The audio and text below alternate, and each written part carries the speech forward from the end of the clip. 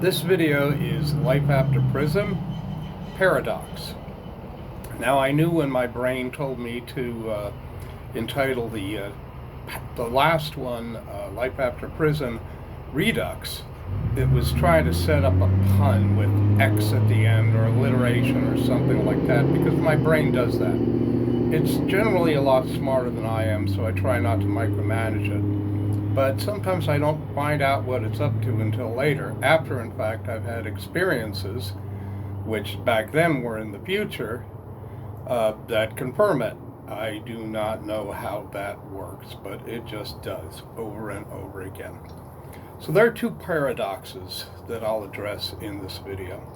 One is that, as Orson Scott Card pointed out, if you trust, you will be betrayed. But you have to trust, because otherwise there's no life at all. So one of the paradoxes is the paradox of treachery. Now, I think there's some evidence that some people once thought treachery was a bad thing. I mean, Shakespeare had Julius Caesar say, et tu, Brute. Dante put the ninth circle, the inmost circle, for the treacherous, whom he thought were the worst kind of people and the worst kind of sinners. But there doesn't seem to be a lot of evidence that people care about that stuff today. And the second thing is the paradox of Christianity. And the paradox of Christianity is that, well, even though I'm a Jew, I've read the New Testament in at least 5 different translations, and I really have nothing against what Jesus said. Love your neighbor, love your enemy too, forgive people, judge not lest you be judged. Even some of the snarkier things he said, I could really tell where he was coming from. And some of the writings of Paul are pretty good. 1 Corinthians 13 is a passage that I think if people ever read it and heeded it, this would be a much better world. And so I think above all religions, Christianity has a lot of this stuff about love and not judging, etc., and so forth and so on. And one seldom sees it. As Gandhi said, I like your Christ. I do not like your Christians. They are so unlike your Christ. Now, as I say later, I've met a few Christians that were very good people. And if you're a Christian, maybe my saying this will offend you. And I encourage you to leave a comment, but I also say it is to your advantage to listen and watch this entire series of videos before you do so. So, let's talk about a few things. Well, let's go back to treachery. Treachery, I think, before I was arrested, I was betrayed by somebody I trusted maybe once every 2 or 3 years. But it was okay. I could survive it because I always thought I had friends I could trust. When I was arrested, every single one of the people I thought were friends, every single one of the people I knew betrayed me. And since then, even with new people, I've been betrayed, 20 times, 30 times. Not by prisoners, actually, but by people on the outside who are very proud of themselves, think they're good people, and are, to themselves, very moral. And I'm going to talk about both of these groups. And those were yesterday's notes. Okay. When I was arrested, I was living with my fiancée. My fiancée is named Angela Monique Jones. Her email was tastycake00 at yahoo.com. That's TASTIECAKE00 at yahoo.com. And she also used that frequently for other things. We had been trying to get together to live in the same state because when we met, I was in Alabama and she was in Georgia. We had finally gotten together in North Carolina. We were planning to get married, to have a family, etc., and a life, etc., and so forth and so on. And then I was arrested. And I think it was her first letter that said she was going to stick with me no matter what. And I defy anybody to find anything stronger to say than that. So this was okay for a while. I talked with her on the phone. She sent me letters. I sent her letters. There were periods where she didn't seem to write, and they bothered me. And then by the time, we had agreed on one thing. I needed her, first of all, to look for a real lawyer for me. I had some time because I knew from the beginning, or from as soon as I found out and was able to get in touch with my my North Carolina attorney, that my case would be going federal. And there was nothing I could do until then except plead not guilty, which I did, and it would, quote, go federal. Since then, I found that does happen, but it's not very common. But anyway, she was supposed to find me a lawyer, and she was also supposed to put the Electronic Frontier Foundation in touch with my federal lawyer when I got one. That, if she had done it, which she didn't, might have been enough to keep me out of prison, to enable me to prove that I was innocent.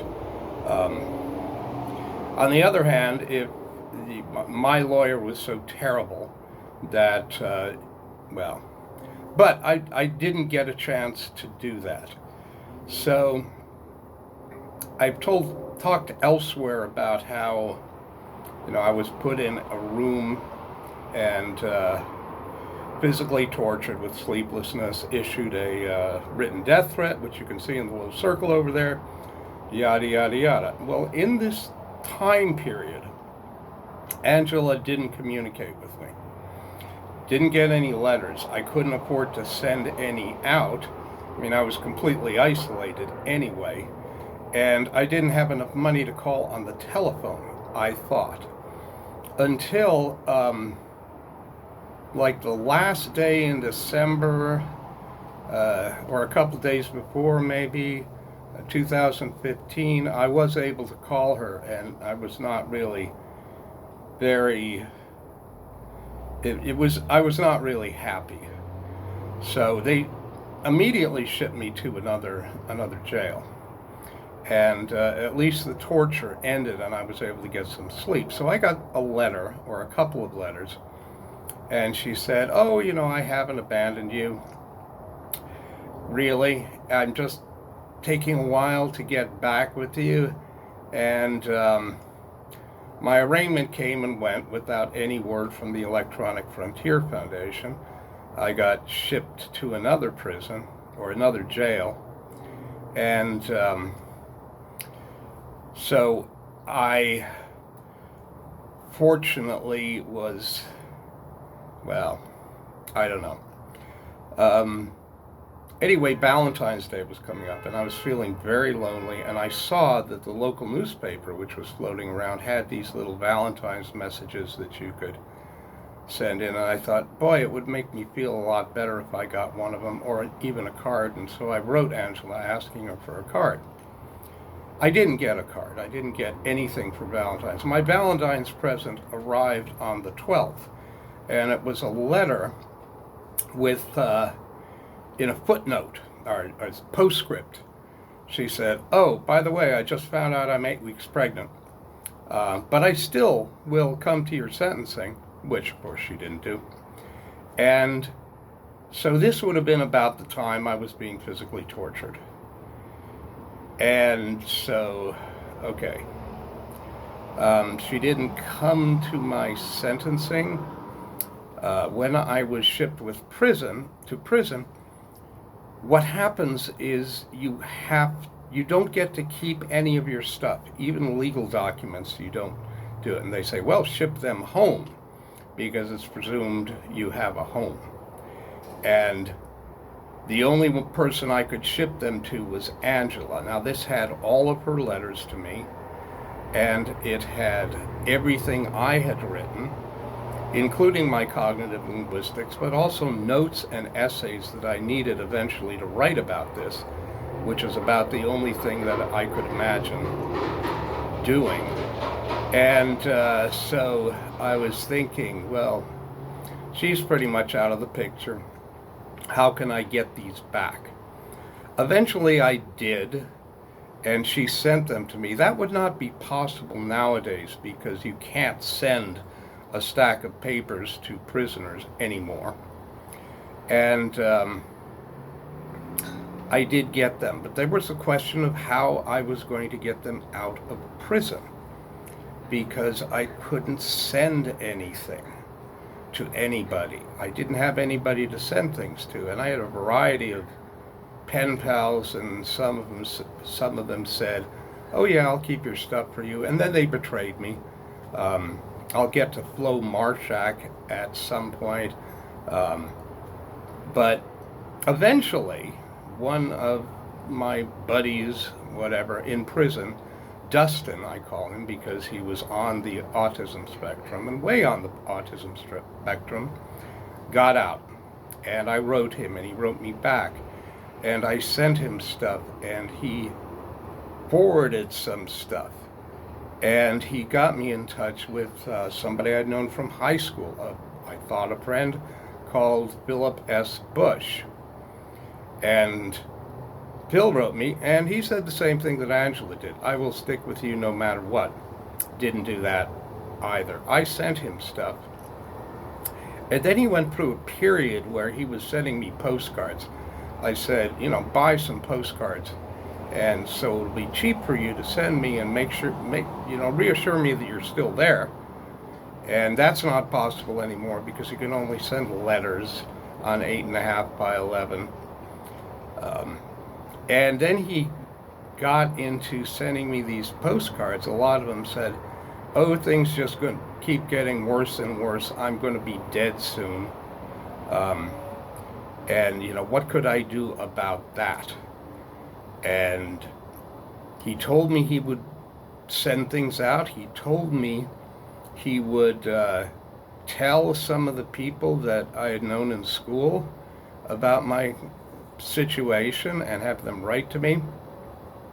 This went on for years. I don't think he ever forwarded anything. Maybe he sent some stuff to DCI Walk. That's another betrayal, which I'll skip. But eventually he said, well, no, I haven't done anything. I'm not going to get in touch with, I'm not going to tell anybody from Pineview because I don't think they would enjoy the way you've been talking to me. And I said, okay, Phil, thank you for being honest, finally. Now, when I was out, I sent him email. I haven't gotten a reply. I don't know if he's dead. Maybe he is. But the position I was in was, if he told me if I stopped writing, that meaning him, then I could assume that he was dead. And so I had this pressure on me for, I don't know. It was not good, and I probably can't convey to anybody what that kind of feels like, what that kind of thing feels like. All right, so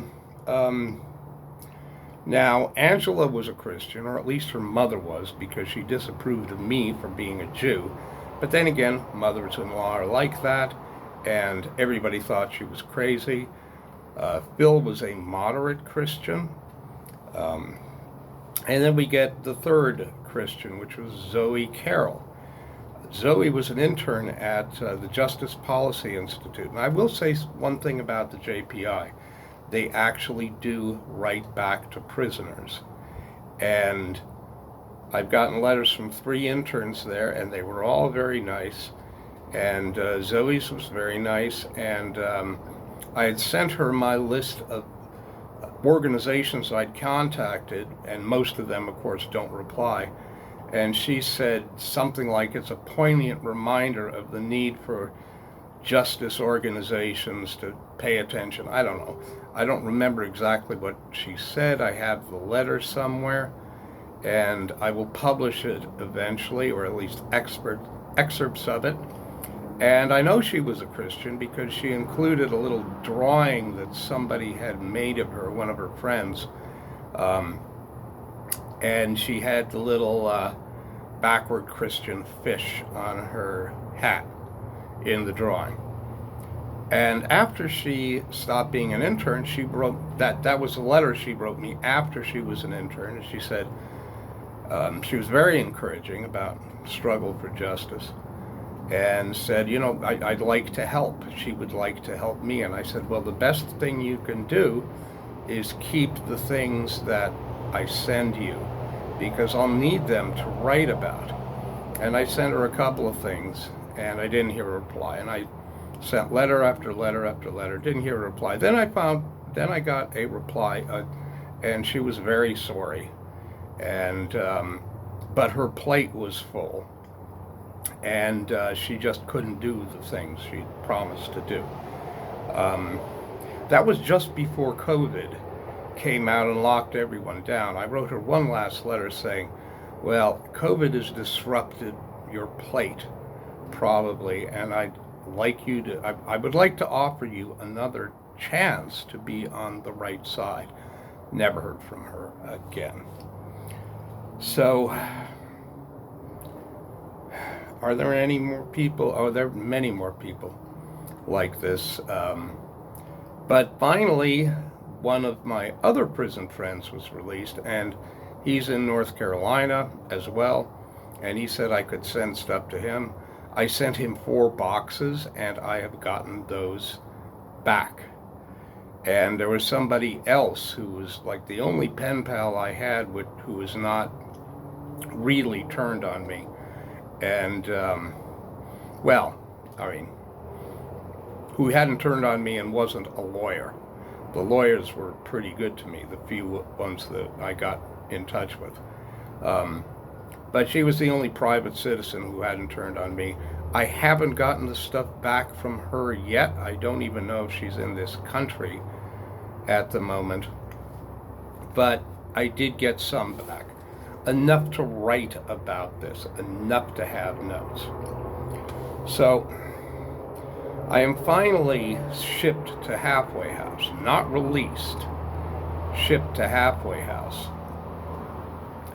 And within a couple of days, I found the Raleigh Rescue Mission.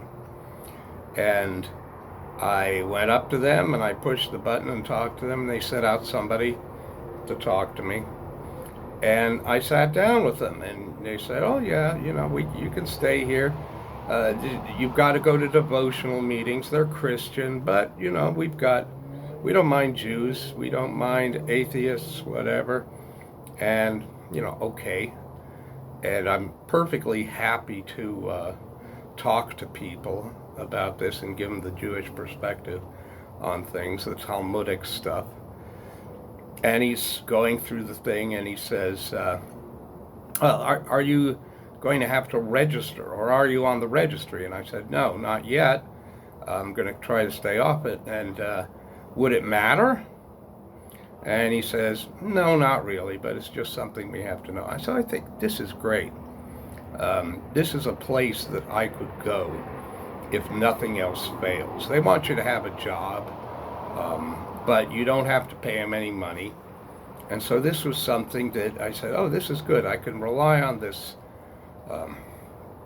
As I have said before, when I came time 4 months later for my release, wait a minute, another thing. 8 days, I believe, after I was out of prison, I was going through CSI, which is Community Success Initiative, which is run out of the NC Works Place, which is a reentry, or the CSI is a reentry program. And so I was invited to, I'd done like a few days, and I was invited to come in for a special speaker on Friday, and it turned out to be somebody with the Step Up Ministries. And, you know, when I said I was 8 days out of prison, I got applause. It was kind of sing-song and Christian and all that. And I said, okay. And they had this program where you would go to meetings and they would help you re-enter, and, you know, you'd give them $10 and then they'd save it up until you had a certain amount, and they'd give you twice the amount back. That sounded like a good deal. And I didn't really follow it up, I just kept it in mind.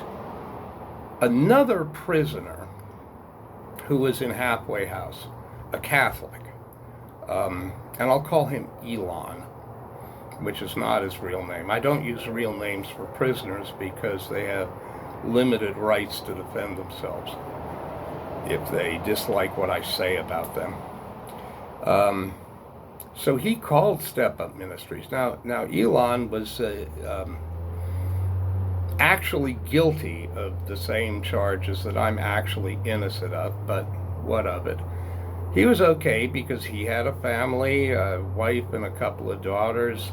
They sort of didn't, or his wife was looking for a divorce, but he eventually went to stay with his parents, and he got a job with Lowe's right away, which I couldn't do because they didn't give me my Social Security card until, and it was much later that I was able to get it.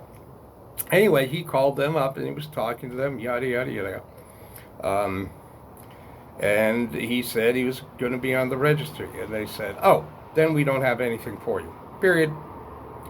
Now, he is actually kind of a mild-mannered guy, very unlike me. But amazingly, he showed some chutzpah and called them up and said, look, what you are saying is that the love of Jesus does not apply to me. And he's absolutely right. That's what they were absolutely saying. And I've told this story to other people. They say, oh, yeah, maybe they can't. No, I'm sorry. Jesus was a rebel. Okay? You don't want to, you want to talk the talk, walk the walk. But I really had no dog in that fight because I had thought, you know, things were going to be okay. So the time when I have to get out of Halfway House is approaching, and I'm terrified. I don't have my Biden bucks yet. My Trump bucks are almost completely gone. I don't have my Social Security card yet. I've been trying for all those 4 months to get it. My Biden bucks are still held up because of identity theft, and the IRS doesn't like to answer the phones. And so I was very, very terrified. So I'm talking to the people at CSI. And, okay, there's one thing. Maybe there's this woman who has a little house out back without a bathroom, and she wants $500 a month. And that would be okay if I had $500 a month. But I really can't get a job until I can get one that's close to where I live. And so then there was another thing with a group called Fathers Forever, and I'm not a father, so I was wondering, but I was reassured, you know, this would work out. This was a thing. None of it worked out. Okay, you know, best laid plans of mice and men, and then a very nice person who works with CSI but is not part of the CSI said, okay, your immediate problem is solved because I'm going to let you stay on the couch. But there's been pressure for me to get out, and of course I really do want to get out of here. Now, so When when I had gone to the sheriff's department to register, they had told me, I don't have a place to stay, to state my address as this men's shelter, the South Wilmington Men's Shelter. And I put the address on, but as soon as I got on the couch, I changed my address. I had found out a little bit about them and said, no, this is really a last-ditch resort. And, pun. Okay. So the there was a thing where I was supposed to go through a central group, and they give me a reference, and the reference happened to be to the men's shelter. So I called them and I talked to them, and this would have been terrible, because they would not have let me out of the shelter for anything but medical and a job, not even looking for a job.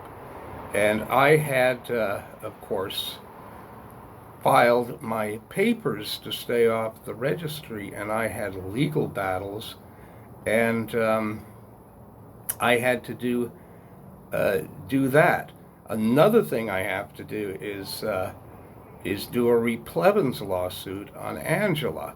I had written her at her email address, but the mail came back to me because the email address no longer existed. Now, who deletes an email address from Yahoo? Don't people just abandon them? I don't think I've ever deleted an email address I've had. Now, Angela has... I don't have anything that I had before my arrest, but Angela has all my family art. All right, it's not very expensive stuff, but it includes my grandmother's sampler from 1910. It includes some of my grandfather's award-winning prints. It includes a painting that my grandmother had done in Mexico. This is important stuff for me. A couple of Paul Draper's engravings, which, we knew him in London, and he gave them to the family, and I had them. And so I can't find her. I have to find her so that I can sue her to get some of this back, because I think she's just gone incommunicado so that she doesn't have to give anything back. So anyway, back to the shelter. That was obviously unacceptable. I couldn't do that. Also, they didn't have any beds, and if I got a bed, it probably wouldn't be a bottom bunk, which, as an insulin-dependent diabetic, is probably a good thing to have in case I have a blood glucose crash. I certainly wouldn't be allowed to go out to do religious services. I wouldn't be able to go to the courthouse. I wouldn't be able to go out to see the lawyer that I finally got. I wouldn't be able to go to NC Works to draft legal documents. So I wrote a letter to the folks at CSI saying, this is not acceptable. The goal is not simply to keep my heart beating. I have to be able to do things with my life. Then later I got a message back that said I had to go for an assessment, and I thought it was for the same group, that they would sit down and listen to me and work with me. And so when we went to where it was supposed to be the assessment, it turns out that was a mental hospital, and if I didn't pass my assessment, they would commit me. And so now, whatever does that mean?